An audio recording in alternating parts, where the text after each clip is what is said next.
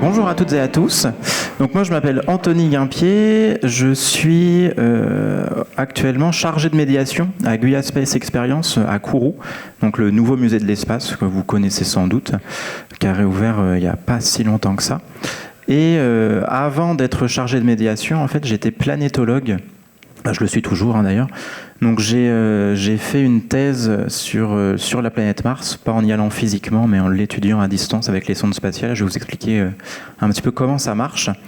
Et donc, on va essayer de balayer un petit peu toute l'histoire de l'exploration martienne et ses découvertes majeures. Voilà. N'hésitez pas, si jamais pendant la conférence vous avez des questions, moi j'aime bien quand c'est un peu interactif, vous allez voir, si vous n'avez pas de questions, moi je vais vous en poser.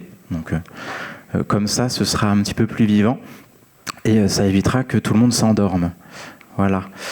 Tout le monde est prêt ? Ouais. Alors, on va déjà admirer cette magnifique image de Mars qui a été prise par la sonde Mars Hope, la sonde des Émirats Arabes Unis, donc qui fournit des très très belles images. On va détailler plus tard, on regardera les structures majeures qu'on observe à la surface, les pôles par exemple. Et là, on parlera aussi de cet orbiteur, donc Trace Gas Orbiter, TGO pour les intimes, qui est une sonde de l'Agence spatiale européenne notamment. Mais avant ça, on va essayer de reconstituer un petit peu notre chemin et de voir où on va. Ce sera déjà une bonne chose. Mars, donc la 4e planète du système solaire, qui est relativement petite. Donc on la voit juste ici, la dernière des planètes rocheuses ou planètes telluriques, c'est-à-dire avec un sol solide. Et après, vous allez avoir les géantes, les planètes géantes Jupiter, Saturne, et les géantes de glace Uranus et Neptune, qui sont aussi très intéressantes.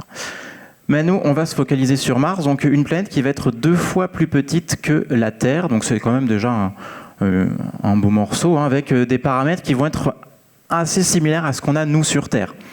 En termes de, on va dire, de période de rotation, la Terre tourne grosso modo en 24 heures. Si on veut être précis, on est à 23h56. Mars, on est à 24h30. Donc si vous étiez sur Mars, j'enlève les aspects où vous seriez en train de mourir parce qu'on ne peut pas respirer, eh bien la journée vous paraîtrait classique. D'accord ? En termes de temporalité, vous ne seriez pas trop choqué. Et on va également avoir la même inclinaison, ou presque, 23 degrés et des poussières pour la Terre, autour de 25 degrés pour Mars, c'est-à-dire que Mars, elle va avoir des saisons comme la Terre. Donc on a un été, on a un printemps, on a un automne, un hiver, exactement comme sur Terre. Sauf que la différence, c'est que Mars, étant donné qu'elle est plus loin du Soleil que la Terre, nous, vous le savez, la Terre, elle met combien de temps pour faire un tour autour du Soleil ? 365 jours, 25 ou 1 an. Mars, c'est grosso modo 2 ans. D'accord ? Donc nous, les saisons, ça dure 3 mois. Sur Mars, ça dure 6 mois. D'accord ? Mais on a quand même cette alternance. Okay ? Après, les différences qui vont être majeures, ça va être l'atmosphère.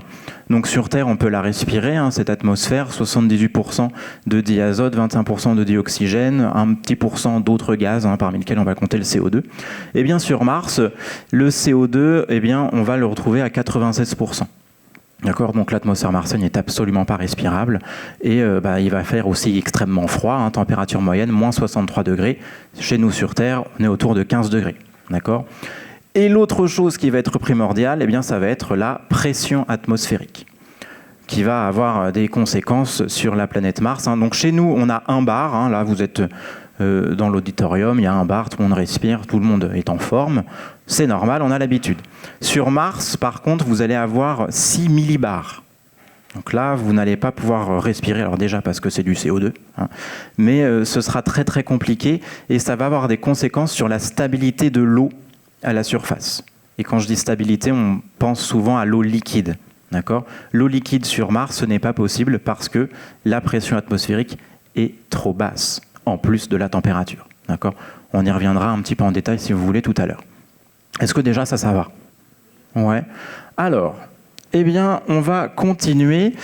Et avant de parler de l'histoire de l'exploration, en fait, ce que je vais faire, c'est que je vais vous détailler un petit peu les connaissances globales qu'on a sur Mars. Et après, on va voir ensemble comment on a réussi à les avoir. Okay ?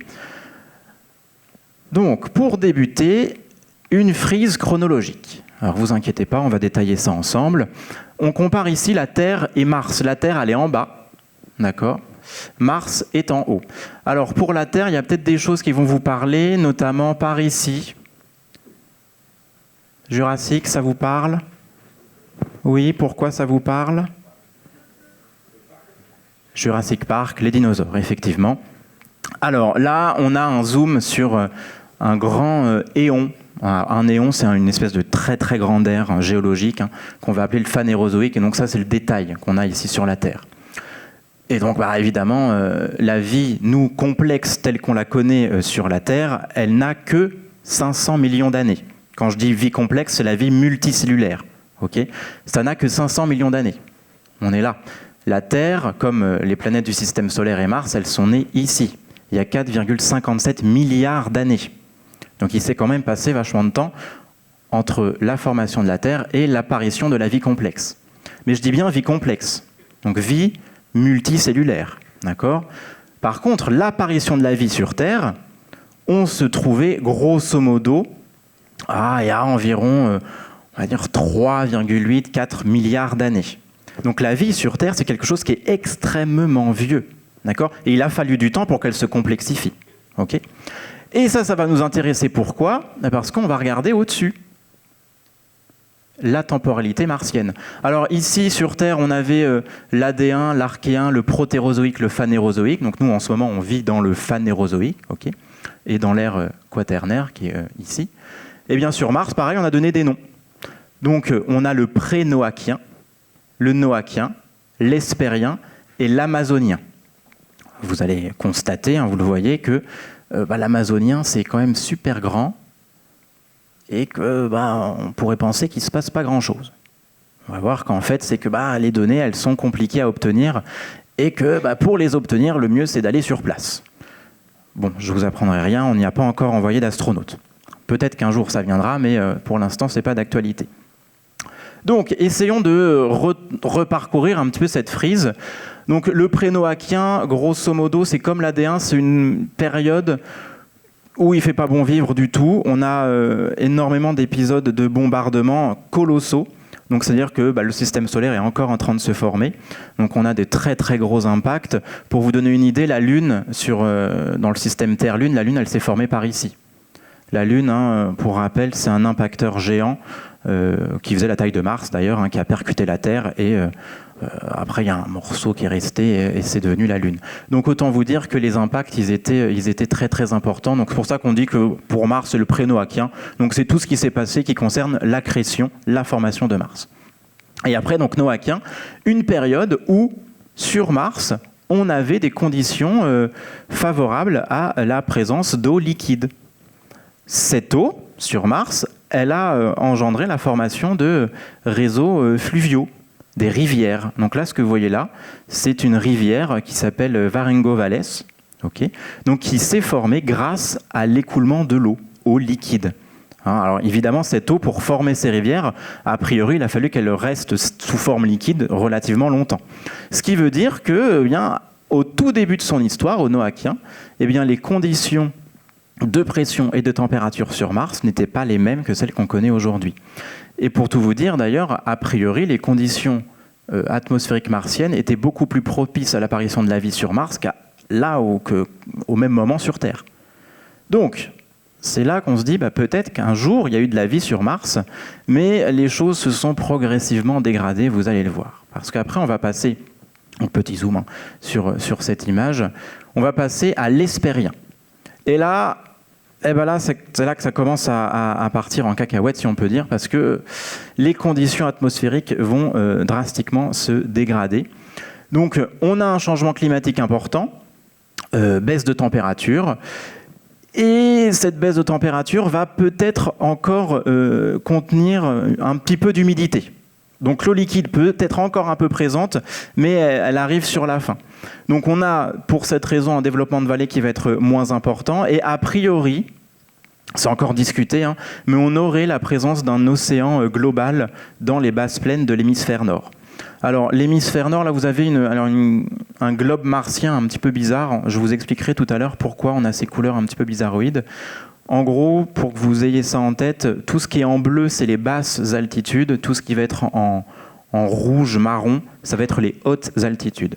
Je vous montrerai une carte détaillée tout à l'heure, on verra plus clair. Et donc cet océan global, a priori, là vous avez l'hémisphère nord, il aurait été contenu dans les zones de basse altitude, dans les basses plaines.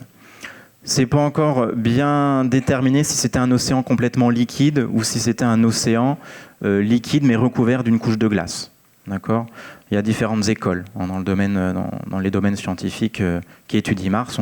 Il y a l'école qui veut que ce soit glacé et l'autre où c'est pas glacé. Donc compliqué de départager, mais c'est encore en cours d'étude. Donc ce qu'il faut garder en tête, c'est qu'on a un changement climatique très très important. Et après, il y a 3 milliards d'années, on entre dans l'Amazonien, où là, c'est complètement congelé, et les conditions ne sont plus du tout les mêmes. Donc on va avoir un climat qui va être froid et sec, donc pas favorable à la présence d'eau liquide, et donc on va commencer à former des structures glacées, donc notamment un pergélisol, donc un sol gelé en permanence, d'accord ? On va aussi avoir la formation de morphologie glaciaire. Alors qu'est-ce que c'est que ça, une morphologie glaciaire ? C'est ce que vous voyez là. Regardez, ça c'est ce qu'on pourrait comparer à un glacier sur Terre. Morphologie, c'est la forme, c'est la forme d'un glacier, d'accord ? Et on va aussi avoir une variation importante de l'inclinaison de l'axe de rotation de Mars. D'accord ? Alors, cette inclinaison, vous vous rappelez, je vous ai dit tout à l'heure, elle était à 25 degrés. Vous vous rappelez de ça ? Eh bien, cette inclinaison, quand on parle de la Terre, elle est stable. Elle reste autour de 23 degrés sur Terre parce qu'on a la Lune qui nous sert de balancier. Sur Mars, vous n'avez pas de balancier. Vous avez 2 lunes, Phobos et Deimos, mais qui n'ont pas une masse assez importante pour stabiliser la planète. Donc, c'est pour ça qu'on a un espèce de jeu de yo-yo et vous avez une inclinaison, une obliquité qui va pouvoir varier jusqu'à 60 degrés. Donc vous avez des fois les pôles on imagine le pôle est droit comme ça. Des fois, il peut être vraiment presque au niveau de l'équateur. Ça penche beaucoup. Donc là, on a plutôt de la chance, c'est à peu près pareil. Mais il faut garder en tête qu'au cours de l'histoire martienne, cette obliquité, elle a changé. Donc on peut, avec les paramètres astronomiques, remonter à quelques centaines de millions d'années, mais après, les paramètres orbitaux sont trop dégradés pour qu'on puisse remonter au-delà. Mais on peut imaginer que si ça varie aujourd'hui, ça variait sûrement aussi avant. Ok. Et donc, pendant l'Amazonien actuel, donc là, je vous parle de ce qui se passe en ce moment sur Mars, on pourrait penser que c'est plutôt inintéressant parce qu'on a un climat froid et sec, donc rien ne bouge, rien ne se passe. Eh ben non. Au contraire, même si le climat est froid et sec, on a quand même des choses qui bougent. Donc des choses qu'on peut étudier, qu'on peut voir bouger à la surface de Mars. On va voir par exemple ce que vous voyez là. C'est ce qu'on appelle des slope streaks, donc des petits écoulements, des petits qui peuvent être quand même assez grands, ça dépend. Donc 1500 mètres, vous avez l'échelle juste ici. Alors on ne sait pas encore trop comment ça se forme ça, mais on sait que c'est là. D'accord ? Et on ne sait pas si c'est liquide ou si c'est plutôt sec. Il y a différents types d'écoulements sur Mars, donc ils portent des noms différents. Et des fois, c'est un peu mystérieux. Donc, c'est des choses qui sont toujours en cours d'étude aujourd'hui. Il y a certaines morphologies qu'on va appeler des gullies qui probablement impliquent la présence de CO2 pour se former. D'accord ? Le CO2 atmosphérique va jouer aussi un rôle parce que lorsqu'on va avoir les climats froids en hiver, il va se mettre à précipiter au sol. Donc on va avoir de la glace de CO2 qui va se colmater avec le sol. Et lorsque le printemps arrive, tout ça, ça dégèle. Et donc on va avoir des petites formes un petit peu étranges qui vont se dérouler. Et on va aussi avoir une couche très très riche en glace qu'on appelle le LDM. Donc vous voyez les traces ici où en fait c'est un sol très très très riche en glace qui au cours des processus de gel-dégel va un petit peu se modifier, comme on peut le voir ici. Ça va pour l'instant ? Donc si je résume, on a ici un climat a priori chaud et humide, ou en tout cas l'eau liquide pouvait exister. Ici ça commence à se dégrader, on va être dans une grande période, donc 600 millions d'années de transition, où l'atmosphère va progressivement disparaître. On va avoir une baisse drastique de la pression atmosphérique. Et là, on rentre dans la période froide et sèche qu'on essaye de mieux comprendre aujourd'hui. Donc, beaucoup de choses, beaucoup d'informations. Et il faut se demander comment on a su tout ça. D'accord ? Donc on va remonter le temps, et on va bien le remonter. Eh oui, nous sommes en Égypte.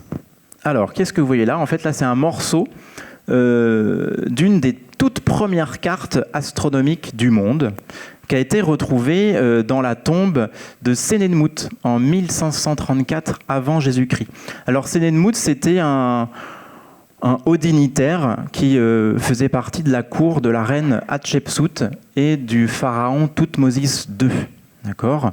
Et a priori, c'est quelqu'un qui aimait bien les étoiles. Et donc, lorsqu'il est décédé, malheureusement, eh bien, sa tombe, en fait, le plafond de sa tombe a été peint. On y a représenté énormément de choses, énormément de constellations. Et on a aussi retrouvé... on a déchiffré les hiéroglyphes, évidemment, et on a distingué la présence notamment de la planète Vénus, représentée par cette espèce de grue, juste ici. On a tout cet ensemble de dessins hiéroglyphes qui représentent a priori la planète Mercure. Ici, ce personnage, c'est Saturne, donc associé à Horus. Là, Jupiter, qui a priori annonçait la crue du Nil. L'étoile Sirius, que vous connaissez peut-être de la constellation du Grand Chien, qui était très très importante en Égypte antique. La constellation d'Orion, je pense que tous les astronomes ou tous ceux qui connaissent un petit peu le ciel reconnaîtront ici la ceinture d'Orion. La constellation du Bélier.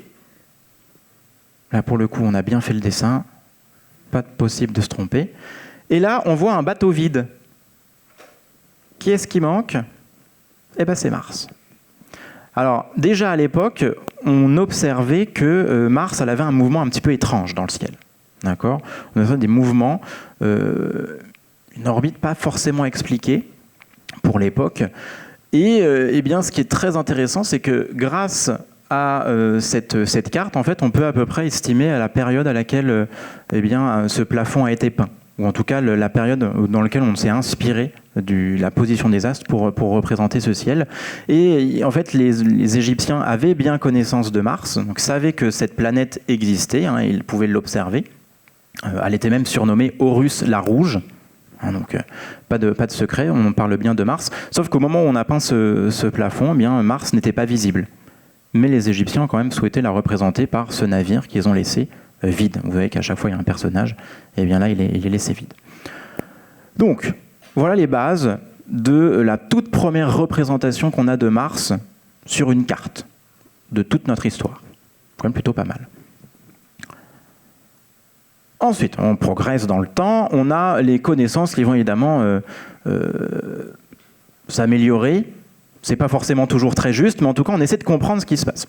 Donc, je vous dis, la position de Mars dans le ciel, elle est un petit peu étrange, parce que quand on l'observe, vu qu'elle est dans une position qui va être après la Terre, où je vous rappelle, on a Mercure, Vénus, la Terre et Mars, eh bien, il arrive, c'est tout le temps, la Terre, lorsqu'elle tourne autour du Soleil, eh bien, elle va plus vite que Mars à tourner autour du Soleil. Je vous ai dit, la Terre met 1 an, Mars, elle met combien ?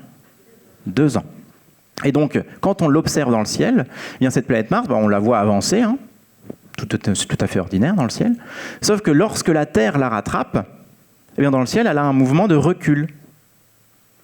Bizarre. Et ça, à l'époque, ce n'était pas expliqué. On n'arrivait pas à comprendre pourquoi on avait ce déplacement étrange, parce que tout simplement, à l'époque, on n'utilisait pas un modèle héliocentrique, où le Soleil est au centre, entre guillemets, et les planètes tournent autour du Soleil.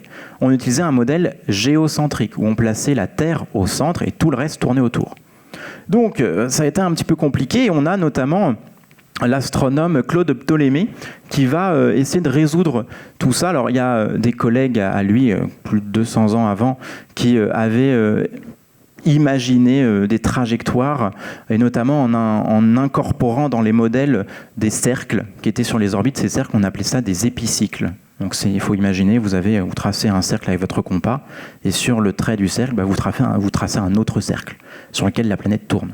Donc vous avez un mouvement comme ça, tac, tac, tac, et ça tourne, ça tourne, ça tourne. Et ce petit cercle qu'on met sur l'orbite, c'est ce qu'on appelle un épicycle. Et ça les a aidés à essayer de dire, ok, si on rajoute ce cercle-là, ça correspond. Donc Claude Ptolémée, que vous voyez ici à l'écran, il a contribué à développer ça en s'inspirant des travaux menés par Hipparque notamment. Donc on essaie de comprendre tout ça, sauf que le modèle géocentrique, plus on essaie de le comprendre, plus on se dit que ça marche pas, ou alors il faut faire des choses très très complexes pour y arriver. Et c'est là qu'arrive un certain Nicolas Copernic, qui va émettre l'hypothèse de ce modèle héliocentrique dans son livre qu'il a publié en 1543. Et donc là, ça a été la vraie révolution. Alors bon, ça n'a pas forcément été bien accepté au début. Il a fallu du temps pour que ça se mette en place. Mais au bout d'un moment, ça a été admis. D'accord ? Il a fallu un petit peu de temps. Mais au final, on y a réussi et ça permettait tout à fait d'expliquer ce mouvement apparent de Mars dans le ciel. Ce mouvement où on voit que Mars avance. Puis lorsque la Terre, sur son orbite, dépasse la planète Mars, Mars recule dans le ciel et après elle réavance à nouveau. D'accord ? Donc maintenant on a compris. Ça c'est bon, c'est fait. Maintenant il ne va rester plus qu'à l'observer. Et le tout premier qui va observer Mars, vous le connaissez sans doute, c'est celui qui a découvert les satellites de Jupiter, les principaux, un Italien. Comment je pourrais vous donner d'autres indices ? Oui, je l'ai entendu. Galilée, exactement. C'est Galilée qui est le premier à développer une lunette qu'il va utiliser pour observer le ciel. D'accord ? La lunette, en tant que telle, elle existait déjà pour la navigation, mais c'est lui qui a eu l'idée de se dire « tiens, et si on la tournait vers le ciel pour regarder ce que c'est que ces petits points bizarres ?» Et donc c'est lui qui, en septembre 1610, va être le premier à observer Mars. Bon, autant vous dire que la qualité de sa lunette, elle n'était pas extraordinaire, donc il a juste vu un point rouge un peu plus gros. Voilà, pas de détails, rien de tout ça, mais c'est quand même lui qui, historiquement, a été le premier à tourner son œil vers la planète en la grossissant un petit peu. Par contre, les premières esquisses qu'on a de Mars, elles nous viennent du Christian Huygens. Bon, on n'est pas encore sur des cartes optimales, hein. On a juste des zones sombres, griffonnées, mais on observe quand même que ces zones sombres, elles bougent. D'accord ? Et alors, la convention veut qu'à l'époque, quand on observait, ce qui est toujours le cas aujourd'hui, mais quand on observe un astre comme ça, en fait, l'image est retournée. Donc, historiquement, en fait, tous les dessins sont, pour nous, dessinés à l'envers. Le pôle Nord est est en bas, d'accord ? Et le pôle Sud est en haut. Il suffit juste de le savoir, et après, mentalement, on retourne l'image. Et cette région, elle aura un nom plus tard, elle s'appellera Syrtis Major. Voilà. Donc, on voit bien que Christian Huygens, il a vraiment observé des choses réelles à la surface de Mars. Ce n'était pas une illusion. Ça a été donc le premier à avoir des détails à la surface. Et donc, évidemment, vous vous en doutez, les instruments d'observation, ils vont devenir de plus en plus sophistiqués, et on va donc pouvoir observer des détails. D'accord ? Et c'est là qu'on va commencer à avoir un intérêt certain pour la planète Mars et les Martiens. Alors, pourquoi les Martiens ? Parce qu'on va avoir cette carte, alors qui est déjà, pour le coup, qu'on peut considérer comme étant une carte. Cette carte, elle a été faite par Giovanni Schiaparelli. Alors, on va en parler un petit peu, parce que l'histoire, elle est rigolote. Alors, quand on observe tout ça... Giovanni Schiaparelli, en italien, il va utiliser le mot canali pour décrire ces espèces de lignes qui sont là, voilà, c'est des lignes, pas de choses très très extraordinaires si on peut dire, mais en fait quand on traduit ce mot canali en anglais ou en français, en fait il y a deux termes. Soit c'est des chenaux, soit donc des chenaux, des choses complètement naturelles, d'accord. Soit c'est des canaux. Des canaux qui veulent dire des choses qui ont été créées artificiellement. Quelle est la solution qu'on a choisie ? Les artificiels, exactement. Donc pour le commun des mortels, entre guillemets, ça a été des canaux, donc des gens qui ont creusé des choses à la surface de Mars. Alors ça a pris en popularité lorsque Camille Flammarion a fait la promotion de cette idée, donc qui était Camille Flammarion, un très grand astronome et aussi un très grand vulgarisateur. D'accord ? Donc il a amené, malgré lui, entre guillemets, cette information au public. Et donc là, forcément, quand on vous dit, on a les premières cartes de Mars, faut s'imaginer, les premières observations, on vous dit qu'il y a des gens dessus qui sont en train de creuser des canaux, Forcément, ça fait un peu sensation. Et pourquoi ces gens étaient en train de creuser des canaux? Parce qu'ils étaient en train de mourir. L'histoire est quand même pas drôle, mais pourquoi? En fait, parce que la planète était très sèche, et donc il fallait qu'ils creusent des canaux pour ramener l'eau qui était contenue au niveau des pôles vers l'équateur, là où ils vivaient. Bon. Panique à bord, si on peut dire. Et là, il y a quelqu'un qui a été vachement emballé par cette hypothèse. Il a été vraiment très, très, très conquis. Cette personne, c'est Percival Lowell. Alors, Percival Lowell, ce n'était pas un astronome en tant que tel, on va dire astronome amateur, d'accord ? Et c'était surtout quelqu'un qui était assez riche. Il avait beaucoup, beaucoup d'argent, et il est devenu extrêmement fan de cette théorie des canaux martiens, tellement fan qu'il a fait construire un observatoire aux États-Unis, l'observatoire Lowell, dédié spécifiquement à l'observation des canaux de Mars. Bon, il a essayé de les voir, hein, regardez, il a fait une carte. Hop là, je suis revenu en arrière, il a fait une carte. Alors, il en rajoute des choses très très géométriques. Sauf que, au fur et à mesure, même si le grand public s'attache à cette hypothèse des canaux, en fait, la communauté scientifique, très vite, ça n'a pas duré plus de 10 ans, cette théorie, la communauté scientifique, elle, dément la présence de ces canaux. D'accord ? Et le coup de massue final à cette théorie des canaux, il aura été établi par des observations qui ont été faites au pic du Midi.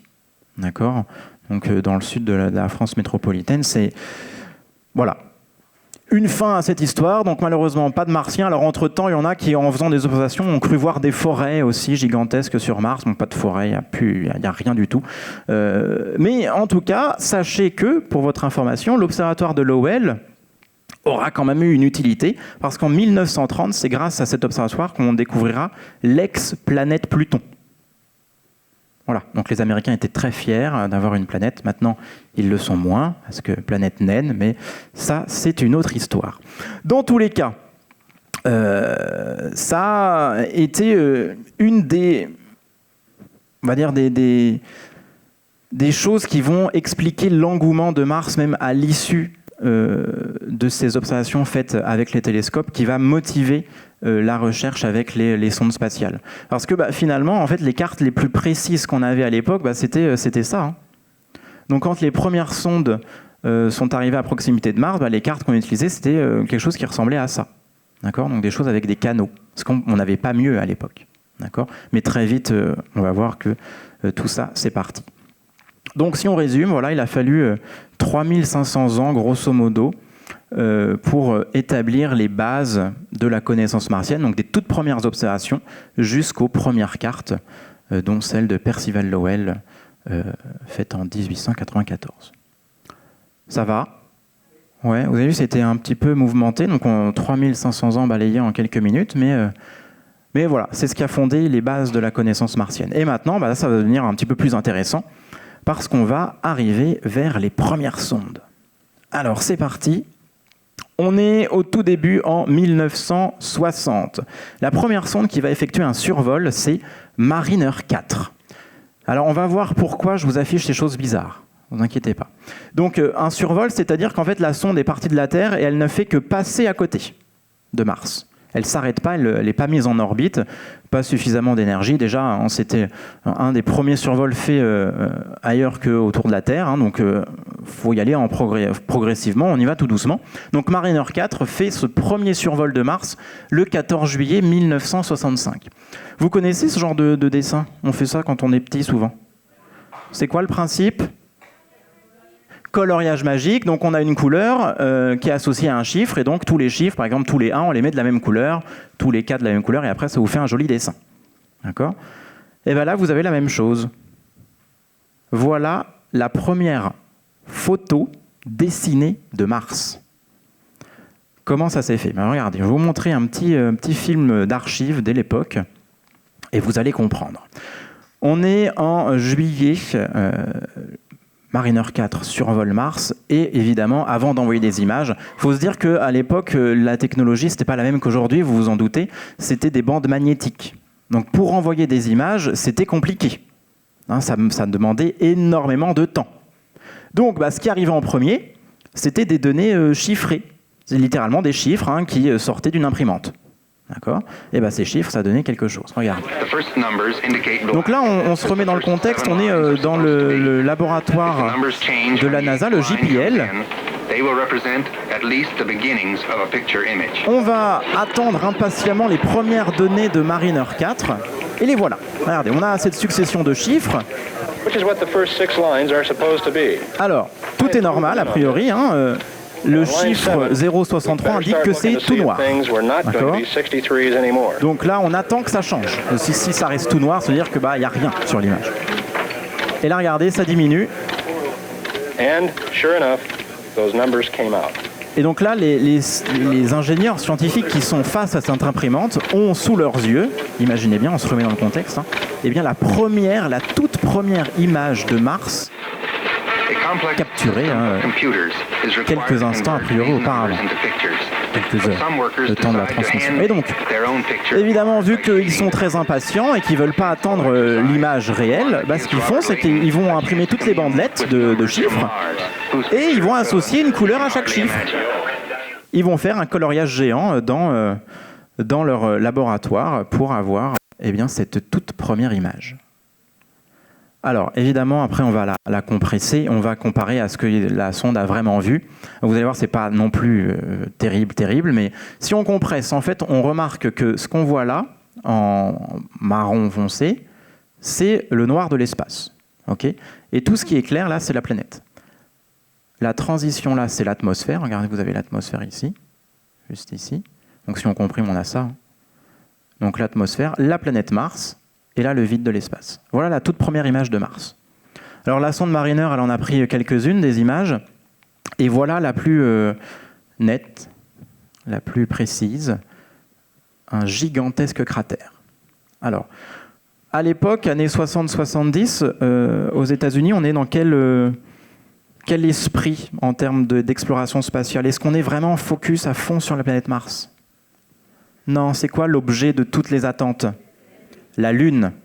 Donc la Lune, on l'étudie complètement, on prépare le premier alunissage, et quand on reçoit ça, on se dit, on voit les premières images d'une autre planète, on est quand même super déçus, parce qu'on voit des cratères, et on se dit, c'est comme la Lune en fait. Donc, petite déception. On remarquera quand même qu'il n'y a pas de canaux, il n'y a pas de martiens, il n'y a pas de forêt, ça c'est bon, c'est plié, c'est triste et vide comme la Lune. Bon, on ne va pas se décourager pour autant, et on va décider, quelques temps plus tard, d'envoyer 2 sondes, les sondes que vous allez voir ici.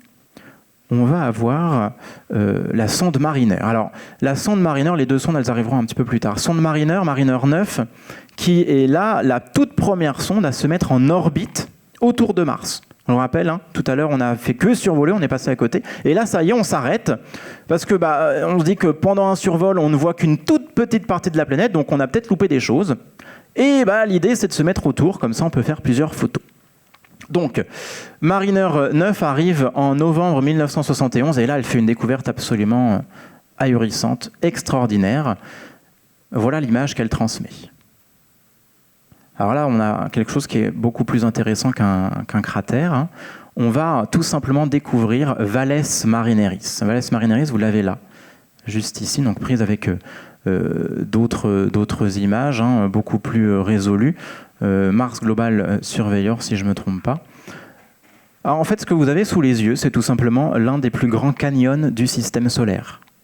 Vous avez grosso modo ici 4000 km de long, c'est pas mal, et une profondeur qui peut atteindre 6 km. Le Grand Canyon sur Terre, tout le monde l'a en tête, qui se trouve aux États-Unis, c'est en gros 400 km de long pour au maximum 1 km de profondeur. Et on l'appelle Grand Canyon. Voilà, il ne paraît pas si grand que ça, finalement, comparé à Valles Marineris. Alors pourquoi ce nom ? Valles Marineris, les vallées de Mariner, parce que la sonde qui l'a découverte s'appelle Mariner, tout simplement. Donc voilà l'explication de ce nom. On expliquera tout à l'heure qu'est-ce que ça fait là. pourquoi on a cette espèce de grande déchirure à la surface de Mars. Vous allez voir, c'est assez extraordinaire. Mais ce qu'il faut penser aussi en parallèle, c'est que on a toujours cette bataille qui se déroule dans l'espace. On est en 71. Les premiers pas de l'homme sur la Lune ont eu lieu. Donc, dans l'esprit commun, les États-Unis ont vaincu l'Union soviétique dans la course à l'espace. Mais la course continue un petit peu. Et cette course, elle va se jouer vers l'exploration des autres planètes. Donc, les Soviétiques, à l'époque, se focalisent beaucoup sur la planète Vénus. Et vont réussir à être les premiers et être toujours les seuls à arriver de manière indemne à la surface. Et les Soviétiques ont aussi tenté d'atteindre Mars. Et on était à peu près dans la même période. Ils n'ont pas réussi. On verra tout à l'heure pourquoi. Parce que sur Mars, il y a des phénomènes atmosphériques qui vont se dérouler qui ont causé un petit désagrément à cette tentative d'exploration. Donc les Soviétiques n'ont jamais réussi à atteindre la surface de Mars. Mais ils ont réussi à atteindre Vénus. C'est pour ça que dans l'esprit de l'exploration spatiale, on dit que Mars, c'est plutôt une planète américaine, entre guillemets, d'accord, et Vénus, une planète plutôt soviétique, parce que c'est les premiers à l'avoir explorée. D'accord. Donc Valles Marineris, un gigantesque canyon. Alors Mariner ne va pas s'arrêter là. Elle va aussi mettre en évidence la présence de ce gigantesque volcan Olympus Mons. Olympus Mons, alors vous voyez sa taille, regardez, vous avez la Guyane juste ici. Voilà, c'est un grand volcan, le plus haut volcan du système solaire, qui culmine à près de 22 km d'altitude. Mars, on l'a vu, c'est une petite planète, 2 fois plus petite que la Terre. Pourtant, c'est la planète qui possède les structures géologiques les plus impressionnantes et uniques dans le système solaire. Petite comparaison, ici d'Olympus Mons avec des montagnes terrestres. Alors avec l'Everest, donc 8844 mètres, et l'île d'Hawaï. Alors vous allez me dire, mais pourquoi elle est à 10 km 200 ? Parce qu'on prend l'île d'Hawaï à partir du plancher océanique. Tout le monde connaît l'île d'Hawaï ? Elle dépasse au-dessus de l'eau, en dessous de l'océan, mais il y a des choses en dessous. Le volcan, il ne flotte pas sur l'océan, donc il repose sur un socle. Et si on prend l'île d'Hawaï à partir de son socle, eh bien, ça en fait la plus grande montagne sur Terre. D'accord ? Mais vu qu'on compte à partir du niveau de la mer, eh bien, on a l'Everest qui gagne, si vous voulez. Mais en tout cas, ces deux-là, ils sont écrasés complètement par Olympus Mons, qui est extrêmement, extrêmement vaste. Alors, c'est le plus haut volcan du système solaire, mais ce n'est pas le plus grand, donc en termes d'étendue. D'accord ?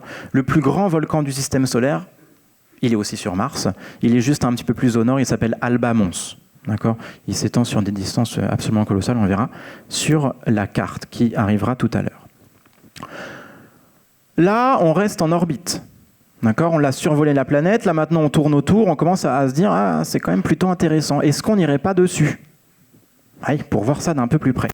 Et donc, c'est encore une fois les Américains qui vont réussir à se poser indemnes et à transmettre des images. D'accord ? Donc, c'est pour ça que dans la petite phrase d'en haut, j'ai mis « image nette de la surface ». Parce que les Soviétiques ont essayé d'arriver, sauf que lorsque les Soviétiques sont arrivés sur Mars, en fait, c'était une sonde qui est partie de la Terre, évidemment, et qui avait une trajectoire directe vers Mars, donc pas de possibilité de s'arrêter, de faire une petite pause en se mettant en orbite autour de la planète. Non, c'est directement, on arrive. D'accord ? Pas de mise en orbite préalable.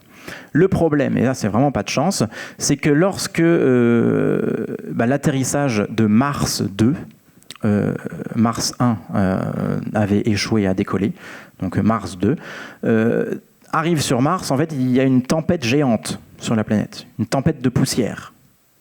Dommage, bon, après on se dit peut-être que la sonde va réussir à traverser sans souci. Sauf qu'en traversant l'atmosphère martienne, a priori, il y a eu des décharges d'électricité statique monstrueuses. Donc la sonde s'est a priori posée et elle a renvoyé des petits pixels très flous. C'était tellement horrible comme image qu'en fait elle est restée classée secret défense par l'Union soviétique jusqu'à ce que l'URSS tombe et que les images soient dévoilées. D'accord ? Donc c'est les premiers à s'être écrasés sur Mars.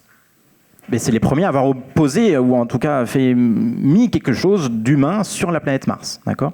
Mais les premiers à en retransmettre des images nettes, ce sont les Américains avec les sondes Viking. Et notamment la première image transmise par Viking, avec le petit pied de l'atterrisseur. Vous avez le modèle juste ici. Donc vous avez un système de 3 pieds, une petite foreuse, une antenne, enfin de quoi prendre des images. Ici, on va plutôt parler de démonstrateurs technologiques. D'accord ? Souvent, c'est le cas quand on a des missions comme ça et qu'on tente quelque chose pour la première fois. On fait des démonstrations en mettant des petits instruments scientifiques dessus quand même, mais c'est des choses qui servent plutôt aux ingénieurs qu'aux scientifiques. D'accord ? Pour voir si ça marche. Et après, on réitère et on essaie de faire des choses un petit peu plus, pas utiles, mais qui vont aider la communauté scientifique à mieux comprendre les choses. D'accord ? Donc voilà la toute première image de la planète Mars. C'est des cailloux, mais c'est quand même des cailloux qui sont très loin. D'accord ? Alors, maintenant qu'on s'est posé, on se pose, mais on ne bouge pas. Donc c'est quand même ennuyeux. C'est mieux si on peut se déplacer. Donc, déplaçons-nous. C'est en juillet 97 qu'on va envoyer le tout premier rover se déplacer sur la planète Mars. Ce rover s'appelle Sojourner. Donc pour vous donner une idée, c'est une grosse boîte à chaussures, d'accord, sur roue, qui est munie d'un petit spectromètre pour analyser la roche, pour avoir sa composition chimique. Et voilà, donc cette petite machine va se déplacer, aller visiter les roches qui sont autour. Alors le terrain qui se trouve autour de Pathfinder, c'est la sonde, l'atterrisseur qui servait de capsule, en fait, si vous voulez, à Sojourner. Lui, il s'est posé dans une zone très rocailleuse. Donc on a vraiment eu de la chance que ça ne se bascule pas sur un caillou, mais en tout cas, le petit rover va pouvoir faire son petit bonhomme de chemin. Et la fin de cette mission, elle est un petit peu triste, ou rigolote, ça dépend comment on voit les choses, mais en fait, c'est Sojourner, le rover, communiquait directement avec Pathfinder via un système d'antennes, on voit les petites antennes ici. Et après, c'est Pathfinder qui relayait toutes les informations à la Terre. D'accord ?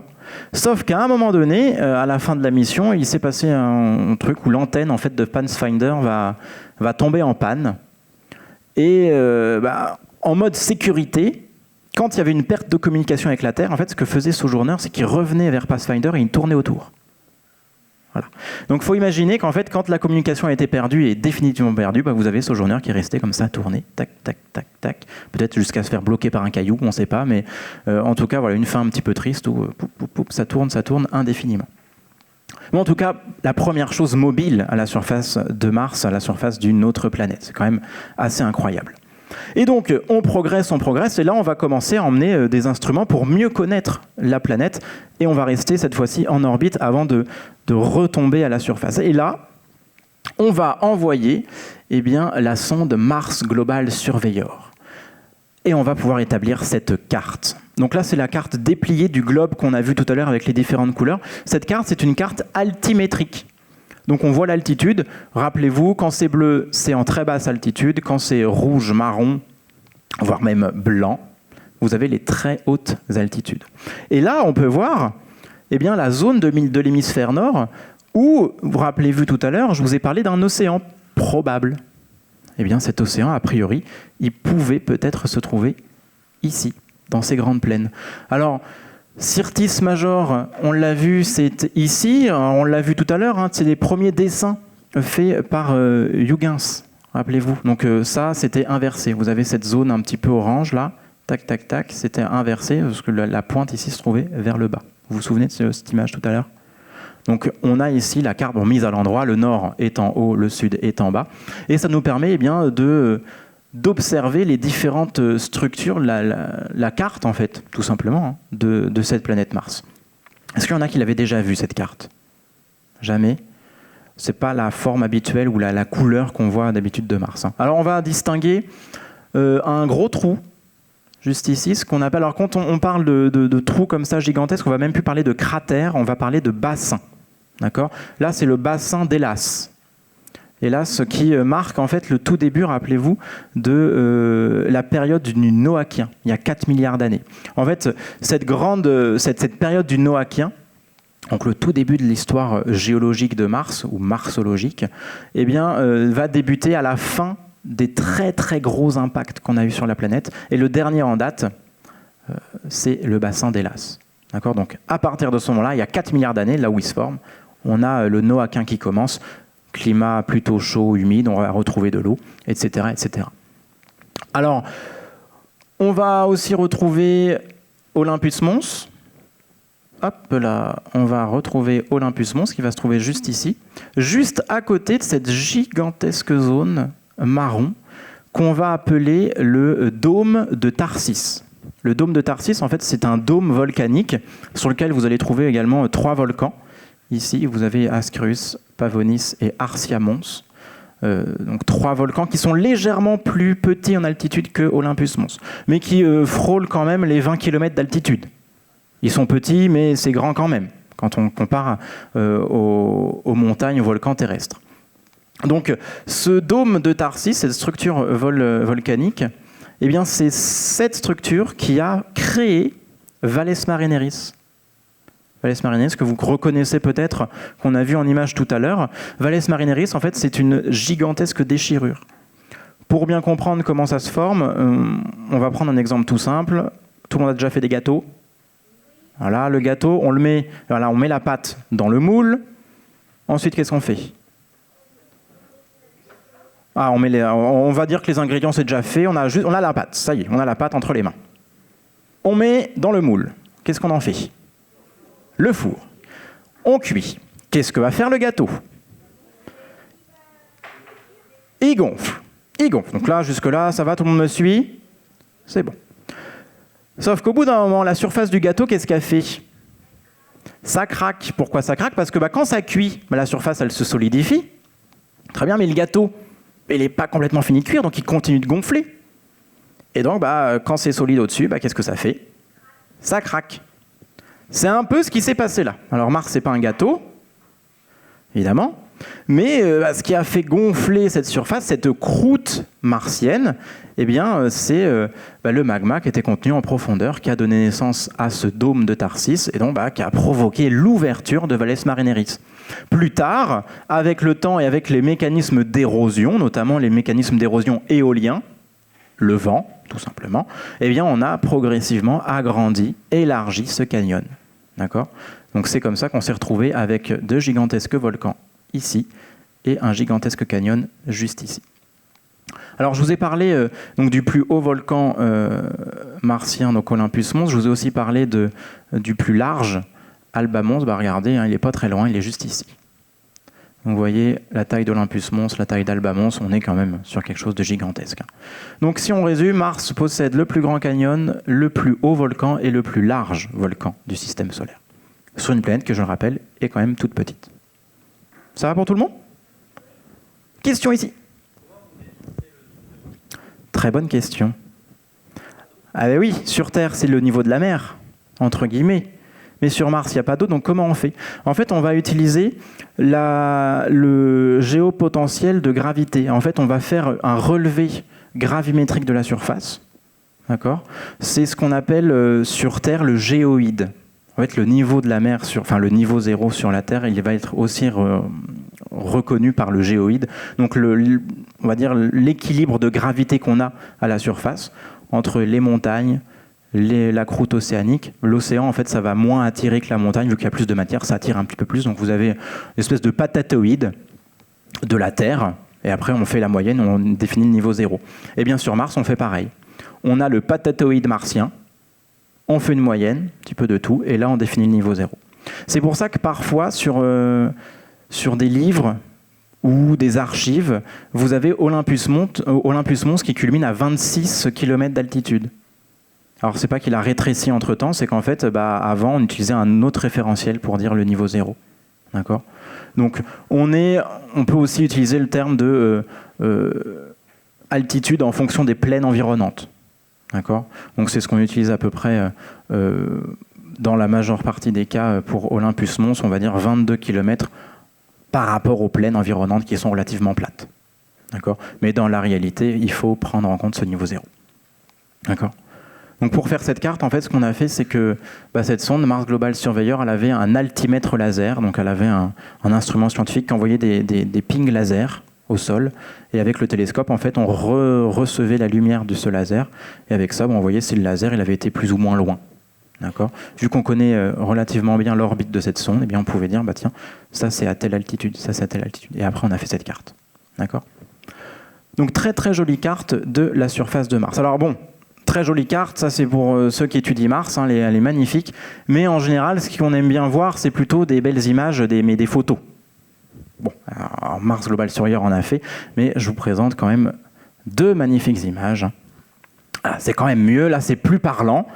Des images qui sont obtenues, qui ont été obtenues par la sonde Mars Express. Parce qu'on a beaucoup parlé des Américains qui ont réussi à atteindre Mars. On a aussi parlé des Soviétiques qui ont tenté d'atteindre Mars, mais pour l'instant, c'était un match qui se jouait qu'à deux équipes. Et bien là, une troisième entre dans la course, c'est l'Agence spatiale européenne, l'Europe, avec cette sonde Mars Express, qui va prendre des images absolument époustouflantes. Alors on va essayer de les décrire, ces images. On est quand même sur le tard. Hein. L'exploration martienne, elle a débuté autour des années 60-70. Rappelez-vous, l'Europe n'arrive qu'en 2003. Mais au moins, on arrive tard, mais on fait les choses bien. Et on peut observer des choses magnifiques, comme ce cratère, le cratère Korolev, qui est un cratère qui, vous le constaterez, est complètement comblé ou presque par de la glace. Donc une gigantesque piscine de glace, si on peut dire. Et là, on voit un petit peu un paysage apocalyptique, avec la surface, hein, le sol martien, la roche, la poussière que l'on peut voir, et ici, de très gros nuages. Vous vous rappelez de ces tempêtes qui ont causé quelques petits soucis à la sonde Mars 2 qui a été soviétique, qui l'a empêché de fonctionner? Et bien là, vous avez la naissance, tout simplement, d'une tempête sur Mars. Alors, en général, ça arrive au printemps, quand le CO2 qui est dans l'atmosphère, qui était piégé dans le sol pendant l'hiver, repasse dans l'atmosphère, dans la sublimation du CO2, eh bien, il va soulever des toutes petites particules de poussière, très très très fines. Et ces particules de poussière, des fois, alors le mécanisme n'est pas très très bien compris, eh bien, ce mécanisme va parfois donner naissance à des tempêtes qui sont globales. Donc toute la planète va être complètement recouverte. Ou des fois, c'est des tempêtes qui sont locales. Donc ils vont occuper quand même des très grandes zones géographiques, mais qui peuvent être que locales. La différence entre global et local, elle n'est pas encore très très bien comprise, certainement due à l'effet de sublimation de ce CO2 qui est piégé dans le sol, mais c'est des choses qui sont encore à l'étude aujourd'hui. En tout cas, ce qui est chouette, c'est que ça donne de magnifiques clichés, comme on peut le voir juste ici. Alors, ce qu'il faut savoir, c'est que cette sonde Mars Express, elle n'est pas arrivée toute seule.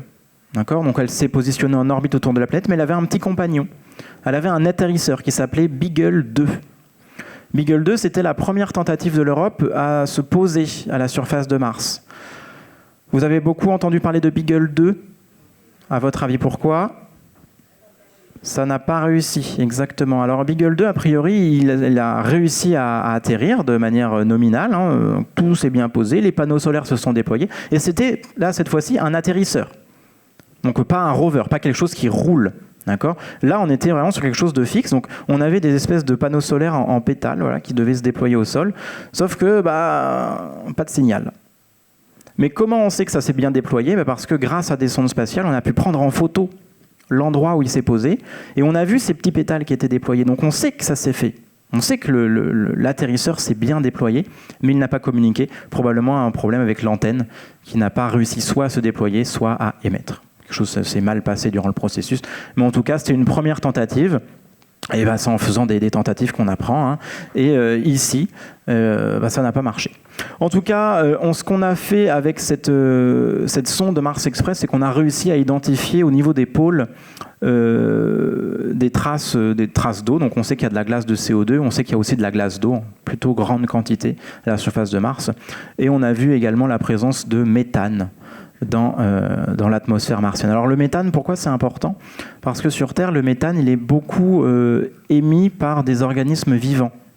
Ça, c'est une grande question, la chasse au méthane sur Mars, parce que ce méthane, sur Terre, la plus grande partie de ce méthane, en fait, il est lié à la vie. Donc on se dit, si on voit des traces de méthane sur Mars, peut-être que c'est lié à de la vie aussi. Sauf qu'en fait, c'est un petit piège, parce que ce méthane, il peut aussi être créé par des processus géologiques. Et ce qui est un petit peu rigolo, c'est qu'il y a certaines sondes qui en détectent et d'autres non. Donc on est encore sur un fil, on ne sait pas s'il y en a vraiment, ou si c'est des fausses détections, ou si c'est des choses un petit peu sporadiques. Mais en tout cas, on ne peut pas conclure à la présence de vie liée à ce méthane. Ça, c'est encore quelque chose qui est en étude. Donc, on va progresser. On est toujours dans les années 2000, ça y est, on a passé le cap du bug de l'an 2000 et on a des rovers qui vont être de plus en plus sophistiqués. On était sur une boîte à chaussures géante, Sojourner, qui a fini un petit peu tragiquement à tourner autour de Pathfinder. Et là, on essaye de développer des choses qui vont être un petit peu plus robustes et qui vont emporter des instruments scientifiques plus importants. D'accord ? Et là, on va arriver sur ces Mars Exploration Rover, MER pour leur nom de code, sinon on leur a donné des petits noms, Spirit et Opportunity. Alors, je vais vous montrer une petite vidéo qui va vous montrer comment en fait ils ont atterri. D'accord ? C'est quelque chose qui fait peur, et on se dit que l'ingénieur qui a imaginé, ou l'équipe d'ingénieurs qui a imaginé ce processus d'atterrissage devait être un petit peu fou. Je vous laisse juger par vous-même, on en discute après.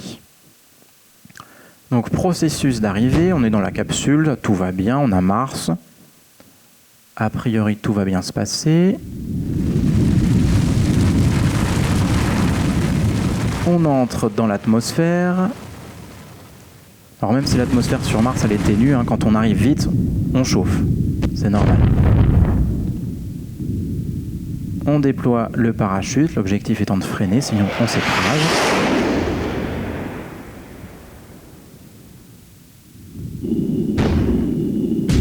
On enlève le bouclier thermique qui a protégé le rover pendant l'entrée atmosphérique. Et là, attention, on va activer... On active le mode framboise. Regardez. Et là, regardez, ça fait peur. On a cette grosse framboise gonflable qui est larguée comme ça sur la surface. On espère que c'est bien accroché, que tous les câbles sont bien solides, qu'on a mis tout le scotch là où il fallait, et on attend. Voilà, on attend, ça rebondit, sachant que la gravité sur Mars, elle est plus faible. Quand ça rebondit haut, ça redescend lentement, et ça met plus de temps pour s'arrêter. Et puis après, c'est la surprise, on déploie la boîte, on ouvre la boîte, en dégonflant les ballons,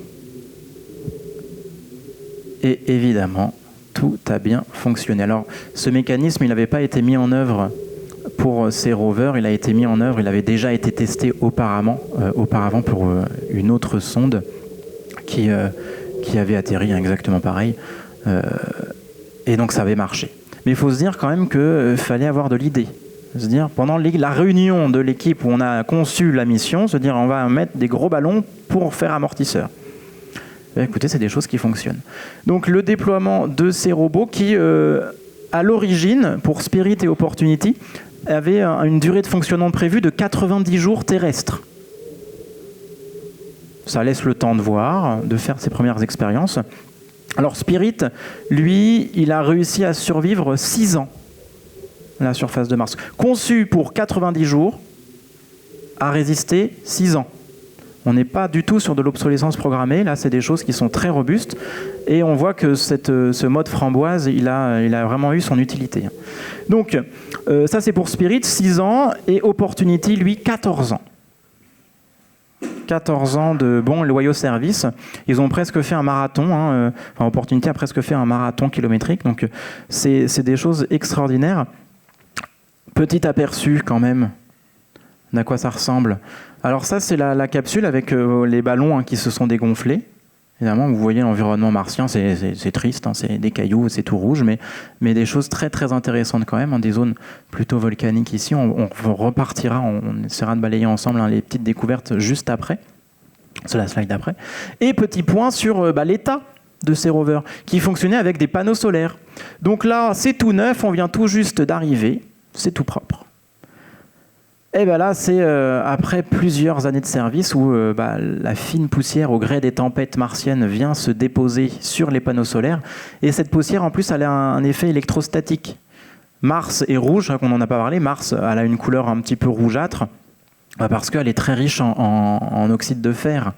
Et donc, on a des petites propriétés magnétiques, en plus des minéraux qu'on a dedans, qui vont venir s'accrocher aux panneaux solaires.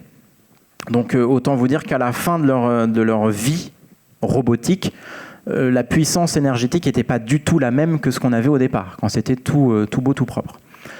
Pourquoi ne pas mettre d'essuie-glace pour faire le ménage ? C'est compliqué. Des choses mécaniques dans le spatial, ça peut marcher ou ça peut ne pas marcher et faire plus de dégâts. Donc on attend.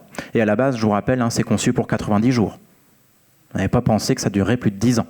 D'accord ?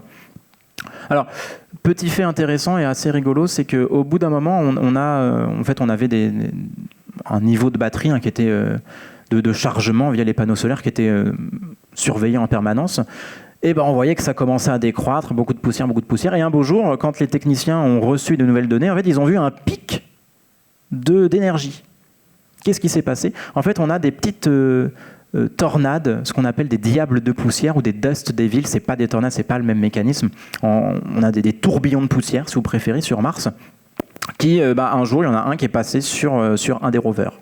Alors évidemment, la vitesse des vents sur Mars, elle peut atteindre quelques centaines de kilomètres heure, ça, il n'y a pas de souci. Mais vu que la pression atmosphérique est très faible, si vous étiez exposé à ce 100 km/h, ce ferait l'effet d'une petite brise sur votre bras.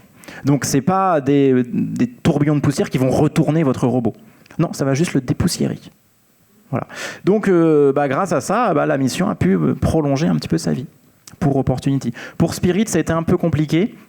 Parce que, pour la petite histoire, en fait, il y a ces roues qui se sont bloquées à un moment donné. Ils ne pouvaient plus avancer qu'en marche arrière. C'est pas grave, il faut juste reconfigurer tout le logiciel et on fait marche arrière. Alors, ça a été très utile parce qu'en faisant marche arrière, il a pu découvrir la présence de minéraux qui étaient enfouis dans le sol. Parce que vu que sa roue était bloquée, ça faisait comme une grosse pelle en fait devant. Donc, il accumulait de la poussière, et donc il y avait une très grande traînée juste devant lui. Et les caméras étant situées à l'avant du robot, il regardait toujours dans le sens contraire dans lequel il avançait. Donc en fait, il a vu ces minéraux qui étaient très intéressants, enfouis dans le sol, à cause de ce problème technique. Donc des fois, les problèmes techniques, ça crée des inconvénients, mais ça peut permettre aussi de faire des découvertes. D'accord ? Et donc, après, finalement, il s'est enlisé dans le sable, ce pauvre Spirit, donc il a fini sa mission. Mais Opportunity, lui, il a continué à explorer cette zone un petit peu désolée, mais c'est pas si désolé que ça, parce qu'en regardant juste ici, là vous avez le sol martien, donc vous avez de la roche, de la poussière volcanique. Est-ce que vous voyez ces espèces de des petites sphères juste ici ? Ça, c'est ce qu'on va appeler des espèces de myrtilles, d'accord ? Et en fait, ça c'est des petites sphérules d'hématite grises. Alors ça c'est le terme, c'est de l'hématite grise, des sphérules d'hématite grise. Et ça c'est très important parce que sur Terre, alors ça existe aussi sur Terre, et ça ne se forme que dans des endroits où l'eau s'écoule. Donc, une preuve que là où Opportunity a fait cette observation, dans le passé, on a de l'eau qui s'est écoulée. Eau qui n'existe plus à cause des conditions qui ont changé. D'accord ? Ensuite, on retourne en orbite. On fait dans l'ordre chronologique. Et là, c'est peut-être parmi les images les plus extraordinaires qu'on connaisse de Mars, l'arrivée en orbite de la sonde Mars Reconnaissance Orbiter. En fait, cette caméra, quand elle a été envoyée sur Mars, c'était la caméra qui était la plus précise jamais conçue. Même autour de la Terre, on n'avait pas des caméras aussi précises que ça. D'accord ? La résolution, on en parlera tout à l'heure, mais elle était à 25 cm par pixel. D'accord ? Ça veut dire que si vous vous allongiez sur Mars au sol, on pourrait vous voir depuis l'orbite. Ce qui permet aussi de voir des choses extraordinaires comme le rover Perseverance qui vient tout juste de se poser. Donc grâce à cette caméra, Mars Reconnaissance Orbiter, on va pouvoir faire des observations extrêmement fines de la surface, notamment observer ici des dunes. Les couleurs ne sont pas forcément représentatives. D'accord ? Bien souvent, quand on observe des images de Mars, on essaie de recréer la couleur telle qu'on pourrait l'apercevoir avec nos yeux, mais scientifiquement parlant, ce n'est pas des choses qui sont très intéressantes. Ces caméras, elles sont surtout conçues pour étudier la diversité minéralogique, pour voir de quoi est fait le sol. D'accord ? Et donc, ces dunes de sable, alors même si elles sont sombres, dans la réalité, elles ne sont pas bleues. D'accord ? C'est dommage. mais c'est comme ça. C'est plutôt sombre parce que c'est la poussière volcanique. D'accord ? Là, on a une diversité de minéralogie qu'on va retrouver, par exemple, au sein de Valles Marineris, où on a eu, par moment, dans Valles Marineris, a priori, des lacs, de l'eau qui a stagné, donc qui a fait précipiter différents minéraux. Là, on en a parlé, on a le rover Perseverance. Ici, on a une falaise de glace. Vous voyez la petite zone un petit peu plus claire, juste ici. Eh bien, a priori, ça, c'est de la glace, directement à front de falaise. Ici, on a ces fameuses gullies, dont j'ai évoqué le terme tout à l'heure, des structures qui sont toujours actives aujourd'hui. On le voit, hein, on a des grands écoulements, et à l'intérieur, on a des petits chenaux. Et il arrive qu'au fil de différentes observations, parce que la sonde, évidemment, elle tourne autour de Mars, hein, et donc elle survole régulièrement les mêmes endroits, et bien on observe, eh bien, par exemple, des petites choses qui se forment, des petits dépôts de sable qui vont se former au bout, ou même des petits cailloux qui vont bouger dans le chenal. Donc c'est des choses qui sont toujours actives. Donc on ne peut pas dire aujourd'hui que Mars est une planète morte. Même si c'est froid et c'est tout sec, il y a des choses qui bougent à la surface. Il y a des choses qui bougent, comme par exemple l'effondrement d'un pan de falaise. On voit hein, la falaise, ici on est plutôt au niveau des pôles. Hein. On est au niveau des pôles, on voit la structure en feuillet, hein, comme un empilement de feuilles, comme un millefeuille en fait, hein, qu'on voit juste ici. Et la glace, quand elle dégèle, quand on arrive au printemps, eh bien parfois on a des pans de falaise qui s'effondrent et ça crée ces espèces de nuages. Alors là, l'image est exceptionnelle parce que le glissement vient d'avoir lieu. Vous avez toujours la poussière en suspension. Quand on observe, des fois on a un petit peu de chance. On voit des choses qui bougent vraiment en temps réel. Alors, au-delà d'observer des choses précises géologiquement parlant à la surface de Mars, souvent Mars Reconnaissance Orbiter elle est mise à contribution quand il y a des rovers qui arrivent. D'accord ? Parce qu'en plus d'avoir des caméras sophistiquées, elle a aussi une grosse antenne qui sert de relais entre l'objet qui va atterrir et la Terre pour retransmettre les données de télémétrie. Et on en profite en même temps pour prendre un petit peu en photo ce qui est en train d'atterrir. Et donc ça, c'est des images exceptionnelles. Vous avez ici Curiosity, le rover qui est sous son parachute, en train d'atterrir. Et là, le dernier en date, la qualité est un petit peu moindre, hein, parce que l'orbite n'était pas aussi optimale que pour Curiosity, mais là, vous avez Perseverance, avec le cratère, le delta G0, hein, dans le cratère G0, le delta qu'on trouve ici. On le verra en détail tout à l'heure. Donc ça vous permet de voir à quel point cette résolution d'image est extraordinaire.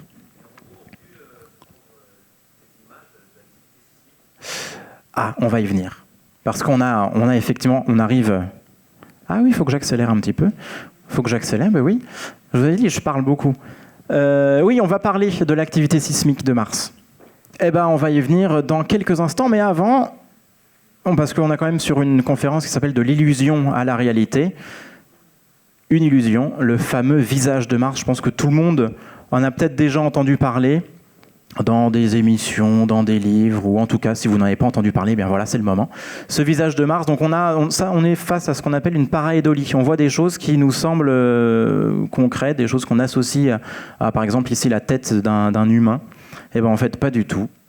Hein, c'est juste un effet d'ombre, donc c'est dommage, mais il n'y a pas d'humain, il n'y a pas de traces bizarres, de couteaux, de portes magiques. Il n'y a rien de tout ça, c'est juste de la roche et un effet d'ombre. D'accord ? Ici, cette structure s'appelle Cydonia Munsai, donc vue par Mars Reconnaissance Orbiter. Et donc on progresse, hein, on a vu le rover Curiosity arriver, et ben ça y est, il est sur place. Il se prend en photo, ce rover, il est arrivé en août 2012, il fonctionne encore. Il fonctionne encore. Alors ses roues sont un petit peu en mauvais état, vous voyez les trous qu'il y a dans ses roues, il est plus tout beau, tout propre, il est recouvert de poussière. C'est ce qui causera sa perte, hein. C'est les roues. C'est des choses on avait sous-estimé un petit peu la dureté de la roche. C'est des choses très très saillantes qui sont très dommageables pour les roues, mais en tout cas, il fonctionne encore. Il est arrivé dans un ancien lac, le cratère Gale, qui était à l'époque un ancien lac. Et l'idée d'envoyer ce robot, c'était de savoir si Mars a pu un jour réunir les conditions permettant d'abriter la vie.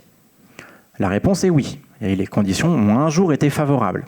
Maintenant qu'on sait que ces conditions étaient favorables, il faut essayer de voir si on peut avoir ces traces de vie. Donc on a ici une petite vidéo qui va vous retransmettre l'arrivée de Persévérance. Persévérance, on verra des images après, qui lui a pour objectif d'identifier ces traces fossiles de vie. Et là encore, image extraordinaire parce que Persévérance a filmé lui-même son arrivée. Déploiement du parachute.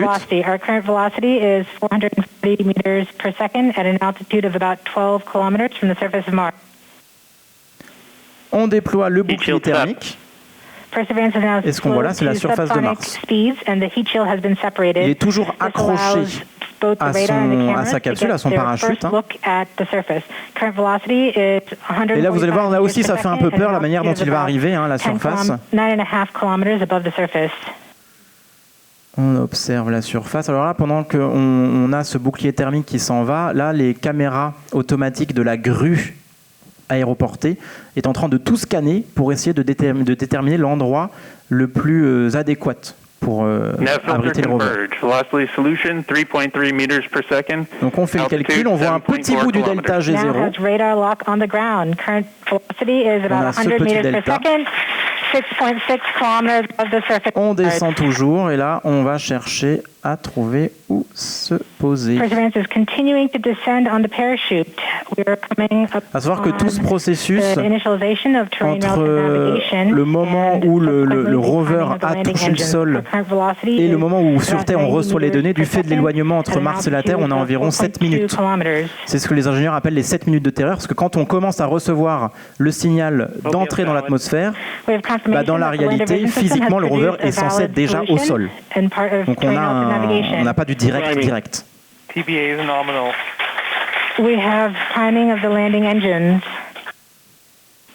Et là, vous allez bientôt voir la grue, voilà, hop, qui vient de se détacher.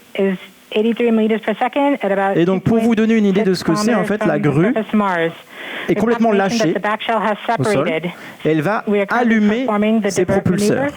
Donc, on a des propulseurs qui vont freiner le module et après le déployer. Regardez ce que vous voyez là. On a des propulseurs qui sont déployés et après, sous un câble, sous des câbles, le rover va commencer à descendre pour ensuite toucher le sol. Vous allez voir parce qu'il a aussi filmé cette fameuse grue. Donc là, ça y est, l'endroit est bien choisi. La poussière se soulève parce que la grue, avec ses rétropropulseurs, elle va dégager de la poussière. Et là, regardez, vous avez le rover, voilà, hop, qui est suspendu à des câbles et qui va tout doucement se poser. Dites-vous que ça, c'est des vraies images. C'était la première fois qu'un rover ou qu'un engin filmait son arrivée à la surface d'une autre planète. C'est extraordinaire. On coupe les câbles, ça va s'écraser plus loin. Et évidemment, on est content.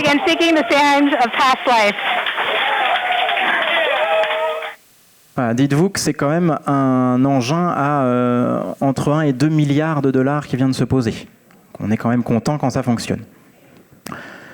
Alors, petit aparté, avec cette sonde, on reviendra sur Persévérance juste après, comme ça on a fait le lien entre Curiosity et Persévérance et la manière dont les deux ont atterri. Petite séquence sur la nouvelle sonde Trace Gas Orbiter dont je vous ai parlé tout à l'heure, qui possède une caméra, la caméra Cassis, qui permet aussi de faire de très très belles images. Ici, un triptyque de cratères qui aussi a permis de prendre en photo ce satellite martien Phobos. Donc, avec les sondes, on peut à la fois observer la surface, mais également les satellites quand on les tourne dans le bon sens. Alors, cette sonde a aussi permis de photographier ces deux surfaces. La première là-haut, qui a priori ressemble ou coïncide avec des structures d'écoulement volcanique.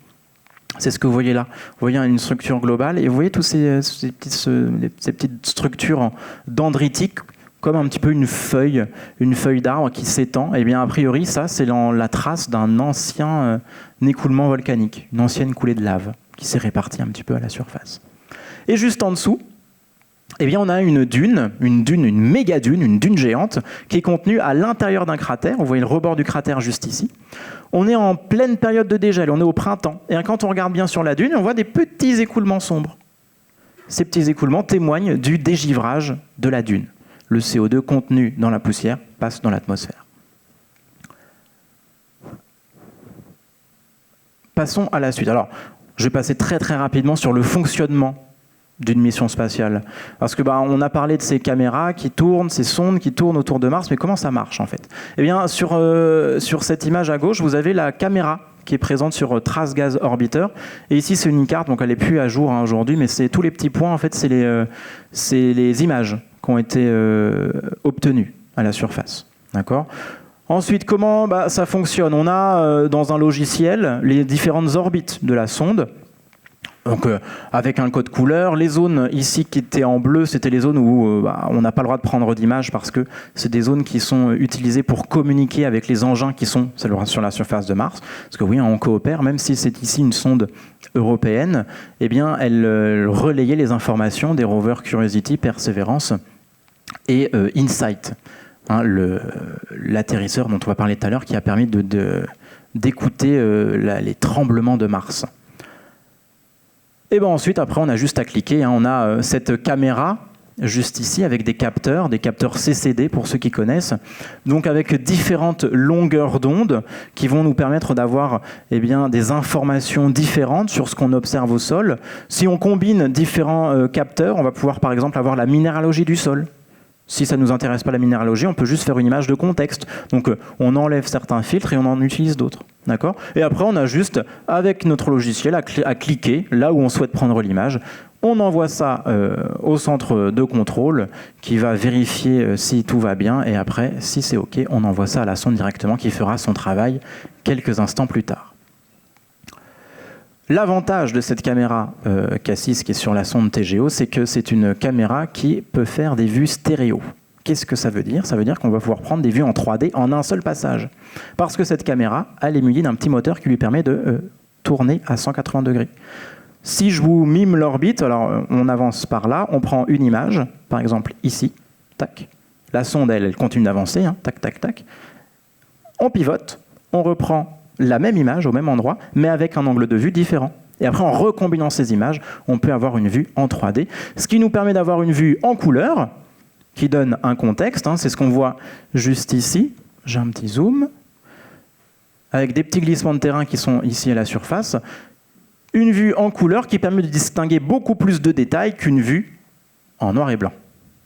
Donc ça va nous donner aussi des indices sur la minéralogie, sur la composition de cet endroit, avec des zones plus ou moins recouvertes de poussière, la roche qui est à nu, avec une composition différente, etc., etc. Et le tout en 3D, si on veut, une image stéréo. On progresse, et là je vais répondre à votre question, les séismes. Alors les séismes sur Mars, on les a étudiés grâce à une mission, la mission InSight, qui avait pour objectif de déposer un sismomètre. Un sismomètre qui a été conçu à l'Institut de physique du globe de Paris. Ce qui est relativement drôle parce que la structure d'InSight était américaine, mais tous les instruments à bord étaient de nationalité étrangère. Après coup, les Américains se sont dit « c'est chouette, mais on ne le fera plus ». C'est mieux d'avoir aussi des instruments américains aussi à bord. Il y a eu des contributions évidemment, mais ça a été après un petit peu mal vu. Mais pourtant, cette mission elle a été extraordinaire parce qu'elle a permis de beaucoup mieux connaître la structure interne de Mars. Parce que la surface, ça, on peut bien connaître quand on fait des images. Mais ce qui se passe dans le sous-sol, c'est compliqué d'en connaître plus. La meilleure solution pour savoir la structure interne d'une planète ou d'un satellite, c'est d'étudier les ondes sismiques. Et pour ça, il faut un sismomètre. Alors, sur Terre, c'est pratique, on a des tremblements de terre de temps en temps, donc on a une très bonne idée de comment est faite la structure interne de la Terre. Sur Mars, on n'a pas de tremblement de terre, parce que Mars est une monoplaque, il n'y a pas de mouvement tectonique. D'accord ? Donc comment on fait ? On attend que le séisme arrive de lui-même, et il arrive comment ? En général, par les impacts de météorites. Et donc, on a détecté pour Noël, regardez, en 2021, un séisme de magnitude 4 qui a été causé par l'impact d'une météorite et qu'on a pu retranscrire sous forme de son, que je vous propose d'écouter.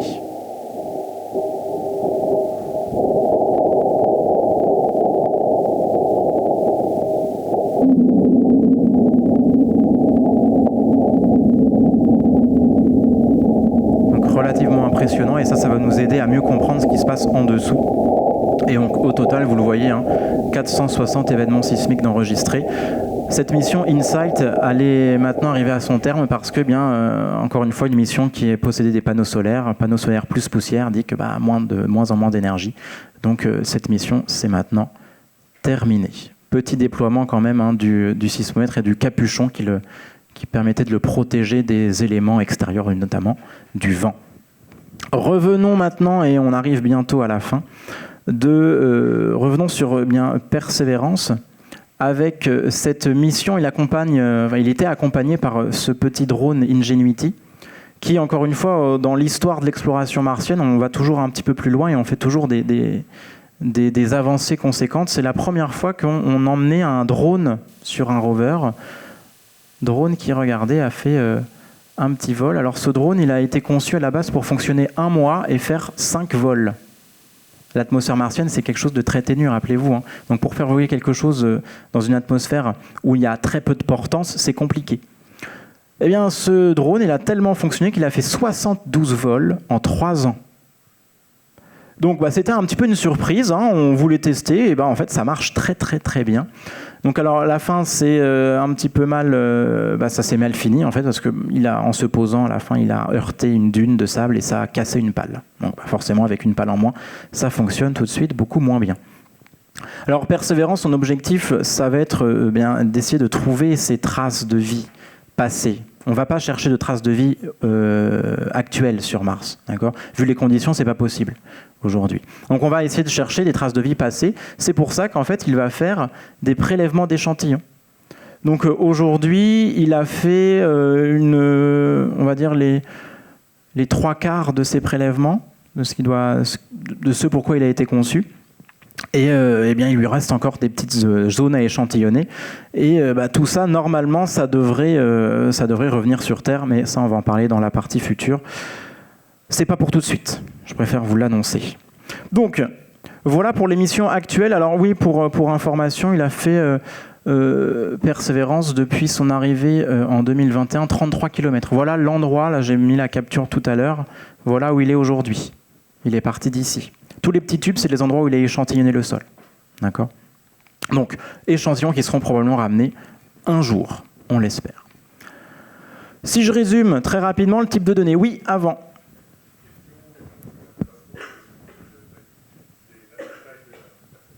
Alors, la taille, c'est la taille d'une espèce de gros 4x4. Il faut imaginer un 4x4 à côté de vous, c'est à peu près sa taille. D'accord ? Avec son mât, cette caméra Supercam, son petit nom, qui atteint le haut du 4x4, en gros, si vous voulez. C'est quand même un très très gros engin. Par rapport à la petite boîte à chaussures qu'on a vue tout à l'heure, on est sur des choses beaucoup plus améliorées, avec une technologie beaucoup plus importante à bord. Donc finalement, pour étudier Mars, depuis les premières observations au télescope, qu'est-ce qu'on a ? Eh bien, on a des données altimétriques. Ensuite, on va aller zoomer à la surface. On va avoir ici des données thermiques pour essayer de voir un petit peu ce qui se cache, qui ne peut pas être vu avec le rayonnement visible. Donc des choses qui vont retenir la chaleur, qu'on ne va pas pouvoir observer avec nos yeux. Ensuite, on zoome de plus en plus. On arrive dans un cratère, on observe une petite chose un petit peu étrange ici. Donc on va donner de plus en plus de contexte et on va zoomer après en utilisant des caméras à haute résolution. D'accord ? On zoome de plus en plus, on zoome, et là, à la fin, on utilise cette fameuse caméra de la sonde Mars Reconnaissance Orbiter pour mettre en évidence ces petits cailloux, tous ces petits rochers, avec une résolution de 25 cm par pixel. Et grâce à ça, on va pouvoir plutôt étudier les structures, comme ici par exemple ce glissement de terrain, mais des failles, des choses comme ça qui vont pouvoir se retrouver à la surface, tout ça pour mieux comprendre l'histoire de cette planète. Et grâce aux images qu'on peut reconstituer en 3D, mais on peut avoir une vue comme si on était directement sur place. Donc voilà ici une vue de ce glissement de terrain présent sur Mars, vue avec ces images stéréo qu'on peut capturer. Alors ici, c'est pas avec la caméra de la sonde européenne. Ici, c'est une vue stéréo obtenue grâce à la sonde américaine, qui passe plusieurs fois au même endroit et qui permet quand même de faire des vues stéréo. Un glissement qui est quand même plutôt grand. On est sur un écoulement qui fait près de 2 km de long. Donc c'est des choses quand même relativement grandes. Et on a fait le tour. Alors, on arrive cette fois-ci vraiment au bout. Et on va parler de ce qui va se passer après, ou de ce qui était prévu. Alors, on a vu les petits échantillons récoltés par Persévérance. Alors, voilà comment ils étaient censés revenir. Pareil, on surpasse le développement technologique. Vous allez voir, ça fait un peu peur. Parce que le gros défi maintenant, c'est de refaire décoller quelque chose de la surface de Mars.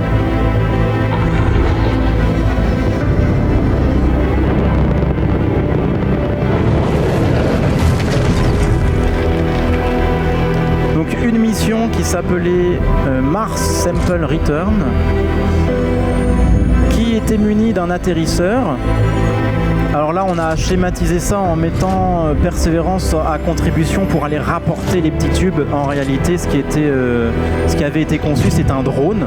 À la base, c'était un rover qui allait chercher les tubes, mais vu qu'on a vu que ça volait très bien un drone, on en envoyait un récupérer les échantillons. Et après, on décolle en lançant comme ça une fusée en l'air et en la démarrant.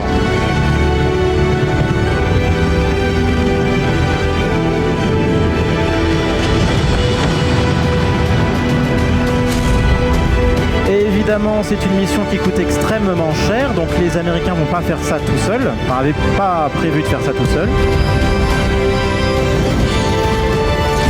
Et en fait, on dédie chaque chose à son domaine d'expertise. Les Américains sont très forts pour arriver sur Mars et les Européens sont très forts pour capturer des choses en orbite et pour avoir un pilotage de précision. C'est donc l'Europe qui était chargée de concevoir cette sonde qui allait faire le voyage retour.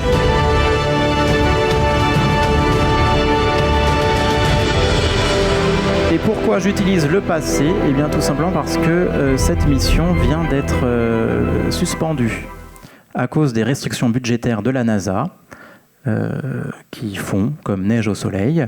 Eh bien, cette mission n'est plus d'actualité. Elle avait déjà été remaniée pour ses coûts exorbitants, et là, ils ont tout simplement dit ce ne sera pas tout de suite. Donc, qu'en est-il de ces échantillons prévus, enfin laissés sur Mars ? Pas de panique, hein, il faudra plusieurs dizaines d'années pour que la poussière les recouvre. Mais dans tous les cas, c'était prévu pour 2030. On n'en verra pas la couleur avant au moins, j'imagine, 2040. Ce qui est dommage. Donc ne parlons pas de missions habitées avec des astronautes. Hein. L'idée, c'est quand même d'envoyer des robots pour voir si on est capable de revenir. Plus terre à terre, ce qui se passera l'année prochaine, c'est une mission conjointe entre le Japon, la France et l'Allemagne, la mission MMX, qui se chargera de ramener des échantillons de quoi ? De Phobos, la lune de Mars. Plutôt extraordinaire quand même comme mission. Ce sera la première fois qu'on ramène des choses d'un satellite naturel. On l'a déjà fait, les Japonais sont très forts pour ça, pour ramener des échantillons d'astéroïdes. Ça a déjà été fait. Et là, ce sera d'une lune. Et la France, conjointement avec l'Allemagne, a conçu ce petit rover qui s'appelle Idefix, qui ira rouler à la surface de Phobos. Et enfin, on va encore parler de l'Europe pour finir avec un rover qui, espérons-le, partira un jour. On a actualisé la date, c'est maintenant 2028. Parce que pour l'instant, je vous rappelle, on n'a pas réussi à se poser. L'ESA, l'Agence spatiale européenne, n'a pas encore réussi à se poser indemne ou de manière fonctionnelle sur Mars.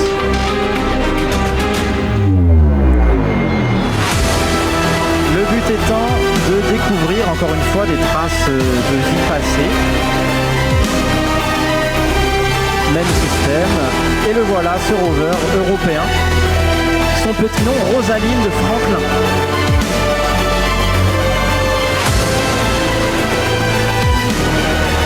Évidemment, on extrapole un petit peu loin.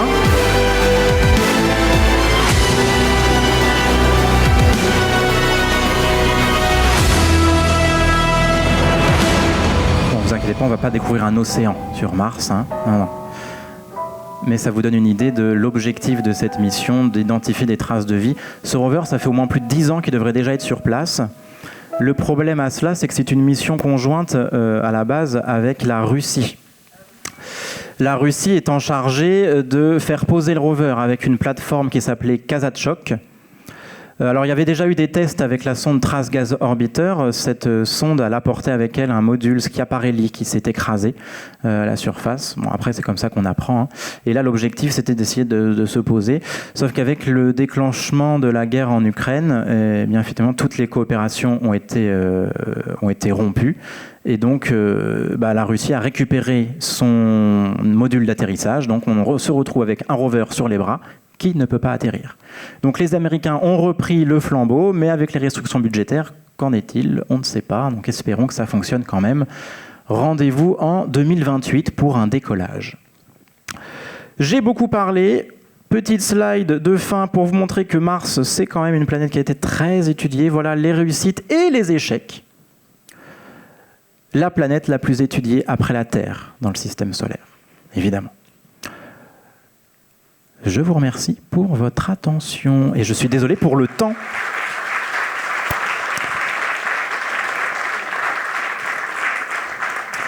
Merci beaucoup.